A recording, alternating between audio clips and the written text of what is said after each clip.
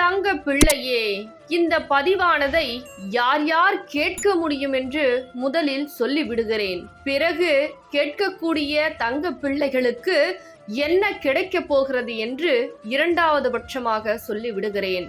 பாவம் செய்திருந்தால் இந்த பதிவினை முழுவதுமாக கேட்க முடியாது. அதே போல் அவர்கள் இல்லத்தில் நான் இல்லை என்றால் இந்த பதிவினை கேட்க முடியாது. அதே போல் உன்னுடைய பாவ சுமைகள் கஷ்டங்கள் அதிகரித்து கொண்டு இருக்கும் தருணத்தில் முடியாமல் இருக்கிறது என்றால் இந்த பதிவினை கேட்க முடியாது. ஆனால் யார் யார் எல்லாம் இதை முழுவதுமாக கேட்பார்கள் தெரியுமா? பதிவினை எப்பொழுதுமே என் தாய் வார்த்தைகளை சொல்லும் பொழுது அது நடக்கும் என்று நம்பிக்கை உள்ளத்தில் இருந்தால் மட்டும்தான் இந்த பதிவினை கேட்க முடியும்.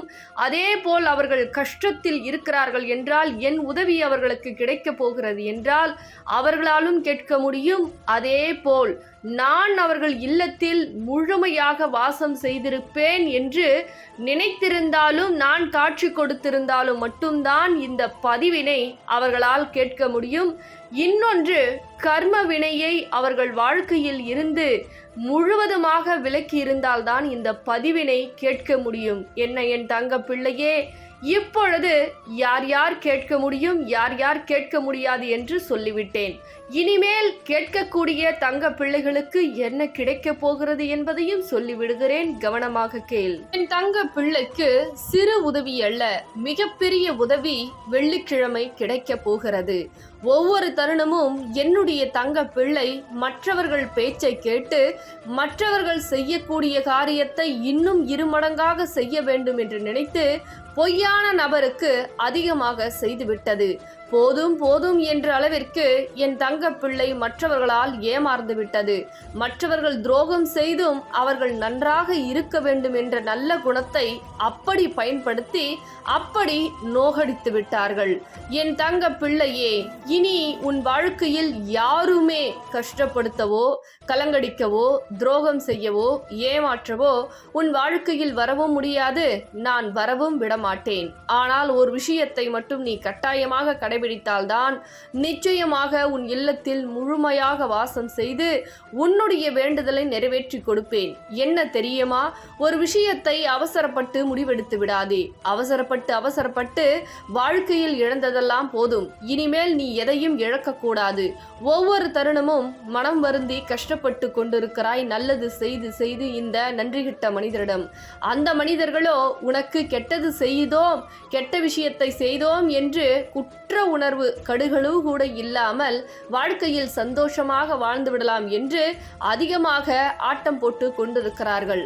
ஆனால் அந்த ஆட்டத்தை அழிக்க இந்த வாராகி தாயாளவளுக்கு ஒரு நிமிடம் அல்ல, கண்ணிமைக்கும் நேரம் போதுமானது.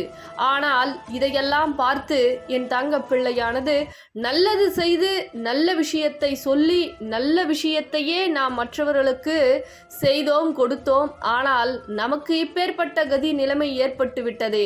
இப்படி நாம் நல்லது வைத்தே இப்படிப்பட்ட நன்றிகெட்ட துரோகங்கள் எல்லாம் செய்து விட்டார்களே. தாயே, என் வாழ்க்கையில் ஒரு மாற்றம் நிகழாதா?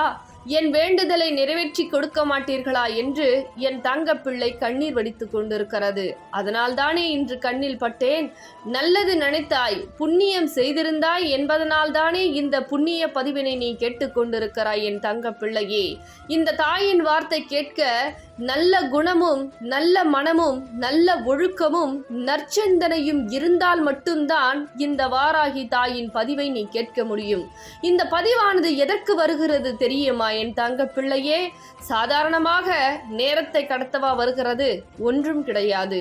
சக்தி வாய்ந்த இந்த தாயின் வார்த்தைகள் என்பது என்னுடைய தங்க பிள்ளைக்கு சக்தியை கொடுக்கவும் தைரியத்தை கொடுக்கவும், உன் வாழ்க்கையில் கஷ்டம் வந்தால் கஷ்டத்தை துடைக்கவும், எந்த நேரத்தில் ஆபத்து வந்தால் உன்னை தப்பித்து உன்னை காப்பாற்றி கொள்ளவும், இந்த தாய் காப்பாற்றுவதற்கு இந்த பதிவின் மூலமாக என் தங்க பிள்ளையின் மனநிலையை மாற்றி என்னெல்லாம் உன் வாழ்க்கையில் செய்ய போகிறேன், என்ன லீலைகள் எல்லாம் என்னால் உனக்கு நடக்கப் போகிறது என்று தெரியப்படுத்துவோம் நேரமும் மட்டுமே வருகிறது தங்க பிள்ளையே. ஆனால் காலத்தை கடத்தவோ, உன்னை கஷ்டப்படுத்தவோ, அல்லது கஷ்டத்தில் இருக்கக்கூடிய உன்னை இன்னும் வேதனைப்படுத்தவோ வரவில்லை. ஏன் தெரியுமா? இந்த வகையிலான மனிதர்கள், அதுவும் நீ நம்பிக்கை வைத்த மனிதர்கள், அன்பு வைத்த மனிதர்கள் எல்லாம் இதை செய்து கொண்டிருக்கிறார்கள். உன்னை வேதனைப்படுத்த பல விஷயத்தை செய்கிறார்கள். உன்னை கண்ணீரை வர வைக்க ஒரு சில மனிதர்கள் மூலியமாக சில விஷயத்தை செய்கிறார்கள். ஆனால் இதற்கெல்லாம் நிச்சயமாக உன்னுடைய பாவச்சுமையில் இருந்து அவர்கள் தப்பித்து விடலாம். ஆனால் என் தங்க பிள்ளையை இப்படி நிர்கதியாக நிற்க வைத்து கஷ்டப்படுத்திய மனிதர்கள் எல்லாம் நிச்சயமாக என்னால் மன்னிக்கவும் முடியாது, மறக்கவும் முடியாது என் தங்க பிள்ளையே. ஆனால் நான் உன் சொல்வதை மட்டும் செய். இல்லத்திற்கு நான் வரப்போகிறேன். உன் இல்லத்தில் நான் சொல்லக்கூடிய விஷயத்தை தைரியமாக செய். ஆனால் திரும்பவும் சொல்கிறேன், அழுது கொண்டு செய்தால் வரமாட்டேன். இதை மட்டும் நீ புரிந்து கொள்ள வேண்டும். ஏன் தெரியுமா? நான் வரக்கூடிய நேரம் நீ சந்தோஷமாக இருந்தால்தான் உன் முகத்தை பார்த்து என்னால் உன் இல்லத்தில் நுழைய முடியும்.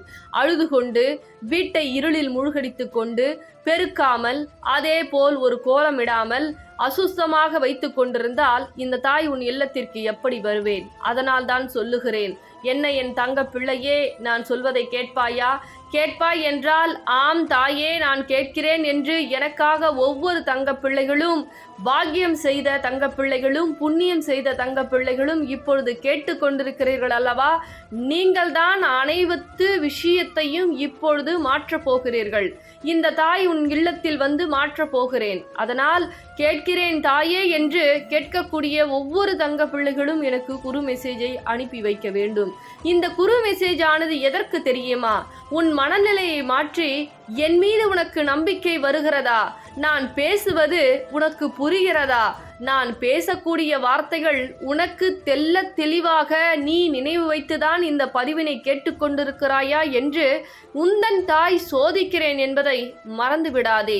ஏனென்றால் நான் பேசக்கூடிய நேரத்தில் உன்னுடைய கஷ்டகாலத்தில் நீ போய் மூழ்கடித்து விடுகிறாய். தாய் சொல்லியிருக்கிறார்கள், தாய் நம் வாழ்க்கையில் சொல்வது அனைத்துமே நடந்திருக்கிறதே, இது எப்படி நடந்தது என்று அந்த ஆச்சரியத்தில் உன்னுடைய கஷ்டத்தையும் கண்ணீரையும் சிந்துவதற்கு நான் பேசக்கூடிய வார்த்தைகள் செவிகளில் எட்டாமல் அப்படியே மறந்து விடுகிறாய். அதனால்தான் அடிக்கடி என் தங்க பிள்ளை நான் வார்த்தையை சொல்வதை கேட்கிறதா, குறு மெசேஜை அனுப்பி வைக்கிறதா என்று இந்த தாய் சோதித்து கொண்டே இருக்கிறேன். இப்பொழுது புரிகிறதா நான் ஏன் உன்னை குறு மெசேஜை அனுப்பி வைக்க சொன்னேன் என்று?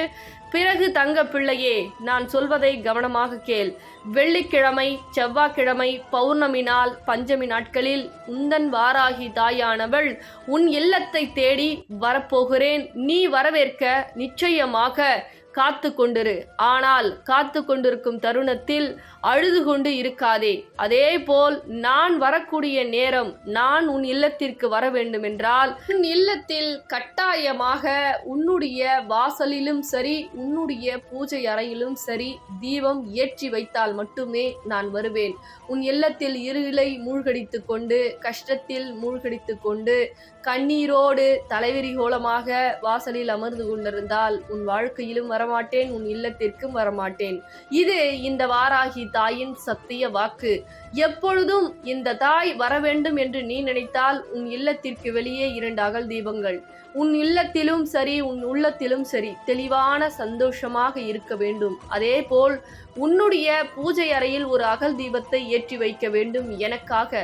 அது புகைப்படமாக இருந்தாலும் சரி, சிலையாக இருந்தாலும் சரி, எப்பொழுதும் சிகப்பு திரியை போட்டு விளக்கேற்று. எனக்கு சிகப்பு என்றால் மிகவும் பிடிக்கும். எனக்காக நான் கண்டிப்பாக உன் இல்லத்திற்கு வந்தால் உன் கரங்களால் உணவு சாப்பிடுவேன். இது சத்தியம். ஆனால் எனக்காக உணவு படைப்பது என்பது மிகப்பெரிய விலை உயர்ந்த பொருட்கள் எல்லாம் தேவை கிடையாது. மண்ணில் விளையக்கூடிய பொருட்கள், கிழங்குகள், மாதுளைகள், இதை எதிராவது ஒன்றாவது உன்னுடைய இல்லத்தில் வை. மிக மிக பிடித்த விஷயம் பானகம். நீ கொடுக்கும் பொழுது நான் உன் கரங்களால் கொடுப்பேன். தாய் உயிருடன் வந்துவிட்டேன் என்று உத்வேகமாக உனக்கு நான் நிச்சயமாக காட்சி கொடுப்பேன். இதையெல்லாம் என் தங்க பிள்ளைக்கு செய்யும் பொழுது உன் வேண்டுதல் நிறைவேற்ற மாட்டேனா? நிச்சயம் உன் வேண்டுதல் நினைத்தபடியே நடக்கும். இந்த தாய் உன் இல்லத்திற்கு வந்து விட்டேன், உன் வேண்டுதலை நிறைவேற்றி கொடுக்க போகிறேன். நீ நினைத்தது நடக்க போகிறது. கஷ்டமெல்லாம் பறந்து சந்தோஷம் எல்லாம் உன் இல்லத்தில் பெருக போகிறது என்று நீ ஏற்றக்கூடிய தீபத்திலும் சரி, நான் குடிக்கக்கூடிய பானகத்திலும் சரி, நான் வந்துவிட்டேன் தங்க பிள்ளையே, தைரியமாக இரு என்று உனக்கு நான் காட்சி கொடுப்பேன். இது சத்தியம்.